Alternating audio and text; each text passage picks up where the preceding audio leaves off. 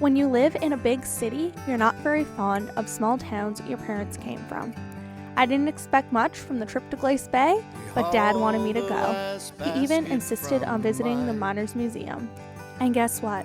I'll never forget this trip. Summer's day, so warm and fine.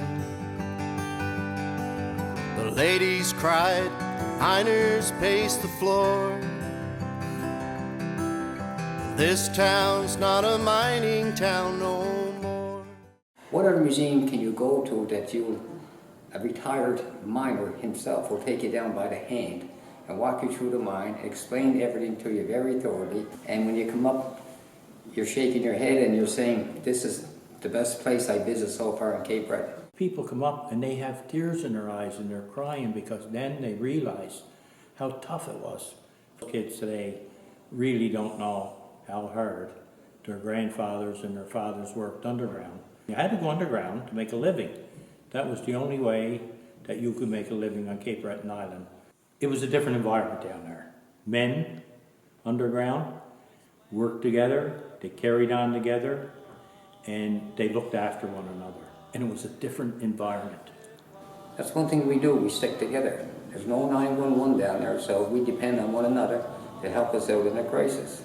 That as sure as the sunrise, sure as the sea, sure as the wind in the trees, we rise again in the faces of our children. We rise again in the voices of our... Well, the worst night of my life was underground in 1979, February 24th. We had an explosion. Happened on the back shift. And about 20 after 4 in the morning, we got a word that something happened in 12 South Wall. On that wall, I'd say there was close to 30 men in there. When you hear a call coming in on the speaker that help us report right away, your blood goes to water. You're not sure, you're not getting the whole story. The last thing you ever want to hear on a speaker is the word fire in a coal mine.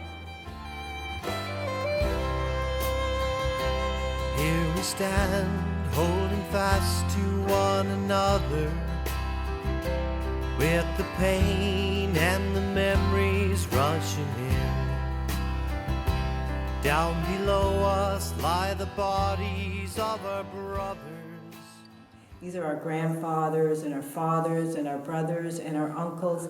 This is the blood that flows in our veins, and it's the bones that are in our body. This is our history. This is who makes us up. So we have to preserve it, we have to celebrate it, and we have to make sure the next generation knows about it as well. When you get your pay, came in a brown envelope, a lot of super paper in it. And one side of the paper would tell you what the coal company's the owner of, and the other side what you owe them. And they would take their money first. So you wouldn't get very much, right? Because the prices, especially at the store, were way up. They could charge you whatever they wanted, right? So things were pretty desperate here. When the company owned everything, they owned the company houses and the company stores. So when you worked in the mine, you rented a company house for your family. So if you went underground and were killed in a mine, your family was automatically thrown out of the company house. So what a lot of families did is the next eldest boy would go underground so that the family could stay in the house and put food on the table. And a lot of times those kids were no more than 8 years of age, so they started underground at that young age. Coal mining Cape Breton Island is over, and coal mining stories are dying. This museum keeps it going. We tell the story, the history of Cape Breton Island. Our heritage was coal mining and steel making, and we tell that story, and people are astonished to hear it.